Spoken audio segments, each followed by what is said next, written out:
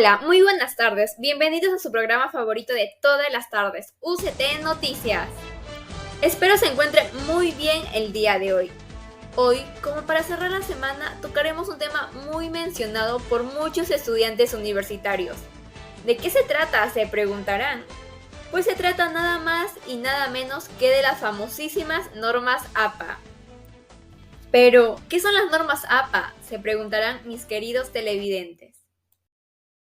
Bueno, el estilo APA es un conjunto de estándares creados por la Asociación Americana de Psicología, como siempre los psicólogos dando sus excelentes ideas. Todo esto fue con el fin de unificar la presentación de textos académicos y de investigación a nivel internacional. Es utilizado por muchas personas en todo el mundo, especialmente en psicología y en ciencias de la salud, y otras disciplinas para la presentación de textos académicos y de investigación. Uno de los aspectos más importantes de utilizar las normas APA es el respeto por los derechos de autor, con el fin de evitar el plagio. ¿Plagio? Creo que esta palabra se nos hace muy conocida y tal vez a muchos nos recuerda a nuestro querido César Acuña. Entonces se podría decir que el plagio es usar el trabajo, la idea o las palabras de otra persona como si fueran nuestras, sin acreditar de manera explícita de dónde proviene la información. Ahora que ya sabemos un poco de lo que trata las normas APA, daremos pase a nuestros especialistas en el tema. La primera panelista que presentaremos se llama Sandra Alfaro. Mi nombre es Sandra Alfaro Paredes. Hoy hablaremos sobre el formato general del trabajo. Empezaré por el formato del documento. El papel debe ir tamaño carta de 21,59 centímetros por 27,94 centímetros. Debe estar el texto con un espaciado de interlineado de 2. El tamaño de letra debe ser 12 con letra Times New Roman. Debe estar a la izquierda y sin justificar. Lo que es en la sangría, en la primera línea de cada párrafo debe estar en 1,27 centímetros. El margen debe medir 2,54 centímetros cada lado. Bien, mencionaré algunas de las abreviaturas utilizadas en el documento. Como podemos ver, ahí hay un ejemplo de abreviatura. Por ejemplo, capítulo, CAP, edición, ED, editor, ED, número, NUM, sin fecha, SF. Orden de los elementos de trabajo. Aquí se sugiere que los trabajos incluyan, en primer lugar, página de presentación de trabajos estudiantiles, donde debe contener elementos informativos como el número de página, el título de trabajo, el autor, la afiliación, la asignatura, el profesor y la fecha. Resumen. El resumen debe contener una descripción breve del contenido del documento. El título debe ir centrado y en negrita, y a la siguiente línea va alineada y a la izquierda sin sangría. Se puede presentar en formato de párrafo o estructurado. Palabras claves. Las palabras claves son términos que describen los aspectos más importantes del proyecto. Lleva sangría. En la palabra clave va con cursiva y las demás palabras van separadas por coma y en minúscula, en excepción de los nombres propios. Contenido o cuerpo del texto. La estructura del contenido podrá variar de acuerdo con el género. En el caso de los artículos científicos, se usa una frecuencia como la IMRD, que son introducción, método, resultado y discusión. En esta parte del documento se establecen diálogos con otros autores que se expresan en los formatos de citación. Notas de pie. Debe ser una nota breve, debe contener una sola idea y evitar información excesiva. Se debe numerar con números arábigo en superíndice. Tablas y figuras. Estos elementos facilitan la síntesis de la información. Pueden aparecer insertados en el texto o también en un apartado final del documento. También puede estar después de las referencias. Y por último, anexos, que son elementos que ayudan al lector a comprender, a evaluar el estudio o argumento teórico como por ejemplo pruebas, escalas o inventarios desarrollados para el estudio. Se etiquetan de acuerdo con su orden, como por ejemplo anexo A, anexo B, anexo C, y cada anexo se incluye en páginas separadas en su respectiva etiqueta que va con un título que se describa de una forma breve. Gracias, Sandra, por hablarnos sobre el formato general que debemos usar en nuestros trabajos. Siguiendo con la información, daremos pase a María Paz Juárez, que nos explicará sobre las tablas y figuras. Mi nombre es María Paz Juárez Oliva y empezaré a hablar tanto de tablas y figuras. Como podemos ver, esta es una tabla. Principalmente tenemos a lo que es la etiqueta y el número de la tabla. Este va en negrita. Luego le sigue el título descriptivo de la tabla. Este va en cursiva. Después tenemos al contenido de la tabla. Aquí se van a marcar las líneas horizontales y puede haber un interlineado entre 1, 1.5 y 2 puntos. En cuestión a la nota de la tabla, este debe ser con descripciones adicionales y con atribución de autoría, y debe conservar tanto el tamaño y el tipo de letra del documento en general, y si se presentan varias notas en este caso, se sugiere empezar tanto por las notas generales, luego las específicas y por último las de probabilidad. Ahora les voy a hablar del formato de las figuras. Las figuras son todos aquellos tipos gráficos que no se consideren tablas. Una figura puede ser un cuadro, una fotografía, un dibujo, una imagen o cualquier ilustración o representación no textual. Ahora les voy a hablar acerca de sus partes. Principalmente tenemos a lo que es la etiqueta y el número de la figura, que este va en negrita. Luego le sigue el título descriptivo de la figura, este va en cursiva. Luego tenemos a la imagen o el contenido de la figura, como se puede notar. Y por último tenemos a la nota. La nota de la figura va con descripciones adicionales y con una atribución de autoría. Las notas deben conservar tanto el tamaño y el tipo de letra del documento en general. Y si se presentan varias notas, se sugiere empezar por las generales, luego las específicas y luego las de probabilidad. Gracias, María Paz. Qué excelente información nos has dado. Estoy segura que nos servirá de mucho al momento de redactar nuestros informes. Siguiendo con los especialistas, ahora es el turno de Jason Neira, que nos hablará sobre las citas.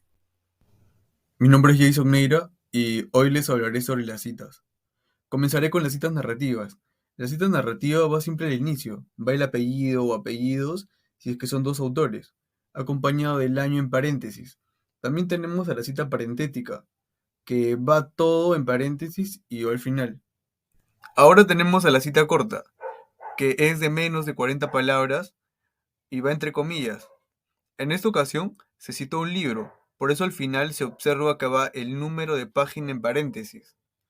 Luego encontramos a la cita larga, que es de más de 40 palabras y no lleva comillas. Ahora veremos las reglas de cómo se debe citar según el número de autores. Primero tenemos cuando va un solo autor. Aquí se leía el apellido y el año va en paréntesis, si en caso es una cita narrativa. Pero si es una cita textual, iría todo en paréntesis. Luego tenemos cuando son dos autores. Aquí se coloca un apellido de cada autor separado de la consonante i. Cuando son tres o más autores, se coloca et al, que significa y otros. Cuando el autor, el corporativo con abreviatura, en la primera cita se coloca tal cual el nombre. Como se puede observar en el ejemplo, se colocó tal cual el nombre de la Organización Mundial de la Salud, acompañado de su año. Pero en la siguiente cita se debe colocar solo la abreviatura, en este caso sería OMS, acompañado del año. Y para finalizar, les presentaré otras situaciones de cómo se deben citar correctamente. En caso haya varios autores con igual fecha de publicación, estos se deben distinguir con letras diferentes, letras que se colocan al lado de la fecha. También tenemos a las citas con autores que comparten el mismo apellido. Acá se debe colocar la inicial de su nombre seguido de un punto y su apellido. Gracias, Jason. No sabía que había tantos diferentes tipos de citas y que cada uno tenía una forma diferente de citar. Y para finalizar, Soledad Melquiades nos hablará sobre las referencias. Mi nombre es Erika Soletenga Melquiades y yo hablaré acerca de las referencias. Ordenación de la lista de referencias. Aquí hay que tener en cuenta, para que nuestras referencias estén bien hechas, tiene que tener un orden alfabético, como podemos darnos cuenta aquí en el ejemplo, que la V está antes de la Z. Varias obras del mismo autor. Suele suceder que hay autores que tienen muchas obras, pero aquí lo que varía es el año de publicación. Hasta 20 autores y más. Cuando encontramos información en una cierta página, suele haber muchos autores, ya sean más de 20 o 20. Aquí, para que nuestra referencia esté bien hecha, tienen que estar los 19 autores, ponemos 3 puntos suspensivos y el último autor, el año, el título y la fuente. Voy a dar ejemplos acerca de las referencias que suelen ser más utilizadas. Tenemos libro con autor. Aquí el libro en el que el autor o grupo de autores son los responsables de la obra completa. Un ejemplo es que primero vaya el apellido, la inicial del nombre del autor, el año, el título en cursiva y la editorial. Y el URL, que es opcional. Libro con editor. Aquí el libro que ha sido coordinado con un editor, pero que tiene distintos lo que son autores responsables de cada capítulo que integra lo que es la obra. Va primero lo que es el apellido, la inicial del nombre, se pone ED, año, título en cursiva, editorial y URL, que es opcional. Libro en versión electrónica. Aquí el libro se ha publicado directamente en medios digitales. Primero va lo que es el apellido, la inicial del nombre, el año, el título en cursiva, editorial y URL. Libro con traducción. Aquí esos son aquellos que tienen una reimpresión o reedición en un idioma diferente al original. En este caso se debe dar cuenta tanto del autor como del traductor, así como de las fechas de la publicación original y de la traducción. Aquí va lo que es el apellido, las iniciales de los nombres del autor original y del traductor. El año, el título del libro, apellido del traductor, se pone track más el número de edición que se aplica, la editorial y el trabajo original publicado en año. Artículo en línea. Aquí van primero, como siempre, los apellidos, las iniciales de los nombres, el año, el título del artículo, el nombre de la revista en cursiva, el volumen, el número y las páginas y el URL. Periódico en línea. Van los apellidos, la inicial del nombre, la fecha, el título del artículo, el nombre del periódico y URL. Sigue la tesis y trabajos de grado. Aquí está publicada en una base de datos en línea.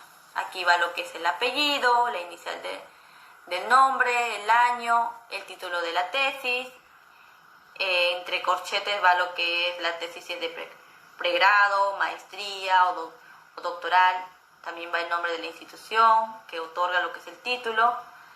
Se cierra en corchetes, de ahí va el nombre de la base de datos y va el URL. Tenemos páginas en World Wide Web, que va aquí el apellido, la fecha, el título, el nombre del sitio web y va el URL.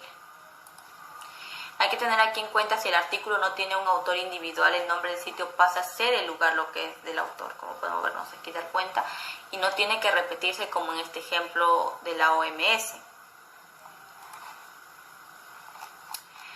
¿Cómo escribir una referencia en norma ZAPA sin la información completa? A veces suele pasar que nos falte el autor. Entonces, ¿cómo es que pondríamos una referencia? Entonces sería solo el título, que es de página que has encontrado, la fecha y la fuente. Vamos a hacer que faltase el título para que puedas insertar muy bien tu referencia. Entonces, ¿qué vas a hacer? Vas a poner el autor, la fecha, una pequeña descripción del documento y la fuente. Si es que falta autor y fecha, se pone el título, S.F, que es sin fecha, y fuente. Si es que falta la fecha y el título, va lo que es autor, S.F sin fecha, la descripción del trabajo y la fuente. Vamos a hacer que falte lo que es autor, fecha y título. ¿Qué hacemos? Pues escribimos la descripción del trabajo, se pone S.F, que es sin fecha, y fuente. Si es que fuese a faltar la fuente, pues no se agrega. Luego tenemos lo que es autores anónimos. Aquí va lo que es anónimo, va el año, el título y la editorial, o la fuente, como se le dice. Y eso es todo acerca de las referencias normas APA. ¡Wow! Gracias, Soledad. Con la información que me acabas de brindar, creo que tanto a mí como a todos los televidentes nos ha quedado bastante claro toda esta información sobre las normas APA. Y con eso terminamos el programa del día de hoy. Nos vemos el lunes con el nuevo tema ¿Cómo hacer un título de tesis sin morir en el intento? Que tengan un excelente fin de semana. Nos vemos.